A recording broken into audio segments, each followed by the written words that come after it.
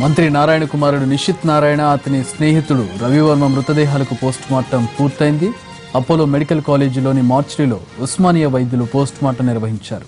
కాసేపట్లో నిషిత్ మృతదేహాన్ని నెల్లూరుకు తరలించనున్నారు. పూర్తి ఏర్పాట్లు చేస్తూ ఉన్నారు బంధువులు.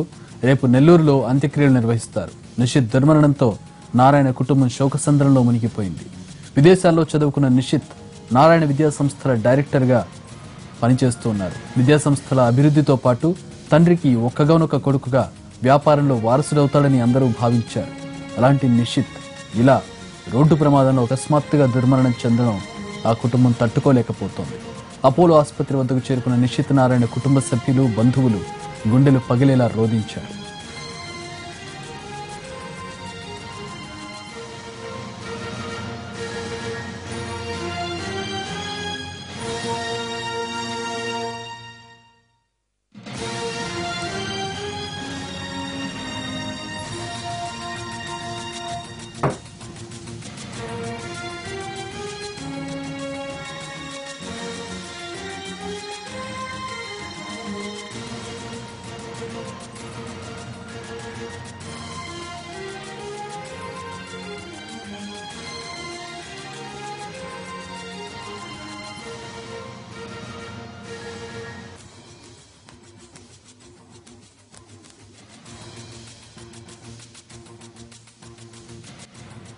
మంత్రి నారాయణ కుమారుడు నిషిత్ నారాయణ అతడి స్నేహితుడు రవివర్మ మృతదేహాలకు అపోలో హాస్పిటల్లో పోస్టుమార్టం పూర్తయింది. అపోలో మెడికల్ కాలేజీలోని మార్చురీలో ఉస్మానియా వైద్యులు పోస్టుమార్టం నిర్వహించారు. కాసేపట్లో నిషిత్ మృతదేహాన్ని నెల్లూరుకు తరలించనున్నారు. దీనికి సంబంధించిన ఏర్పాట్లన్నీ కూడా పూర్తి చేశారు బంధువులు. రేపు నెల్లూరులో అంత్యక్రియలు నిర్వహిస్తారు. నిషిత్ దుర్మరణంతో నారాయణ కుటుంబం శోకసంద్రంలో మునిగిపోయింది. విదేశాల్లో చదువుకున్న నిషిత్ నారాయణ విద్యాసంస్థల డైరెక్టర్గా ఈ ఏడాది చేరాడు. విద్యాసంస్థల అభివృద్ధితో పాటు తండ్రికి ఒక్కగానొక్క కొడుకుగా వ్యాపారంలో వారసుడవుతారని అందరూ భావించారు. అలాంటి నిషిత్ ఇలా రోడ్డు ప్రమాదంలో అకస్మాత్తుగా దుర్మరణం చెందడం ఆ కుటుంబం తట్టుకోలేకపోతుంది. అపోలో ఆసుపత్రి వద్దకు చేరుకున్న నిషిత్ నారాయణ కుటుంబ సభ్యులు, బంధువులు గుండెలు పగిలేలా రోధించారు.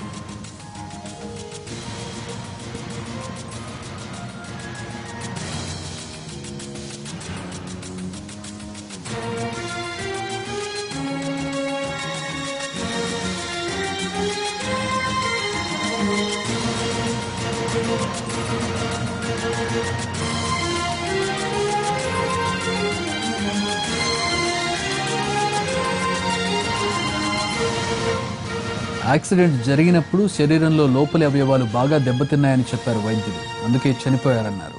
మద్యం సేవించిన ఆనవాళ్లు లేవన్నారు వైద్యులు. పోస్ట్మార్టం పూర్తయింది ఇక్కడ అపోలో హాస్పిటల్ మెడికల్ కాలేజ్ మార్చురీలో.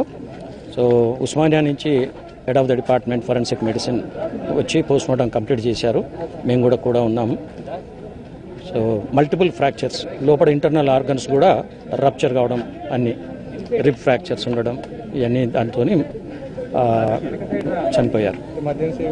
అటువంటి ఆనవాళ్ళు కనపడలేదు. స్టమక్లో ఫుడ్ ఉంది కానీ అటువంటి ఆనవాళ్ళు కనపడలేదు. అట్లేం లేదండి, కనపడలేదు. రిబ్స్ ఫ్రాక్చర్స్, లెగ్స్ ఫ్రాక్చర్స్ ఆ స్పీడ్లో ఇంపాక్ట్ అయినప్పుడు స్టీరింగ్ వీల్ ఇంపాక్ట్ కానీ, లేకుంటే లోపల ఉన్న ఇవి అవయవాలన్నీ కూడా రప్చర్ అయ్యి లోపలంతా కూడా బ్లడ్ ఉంది.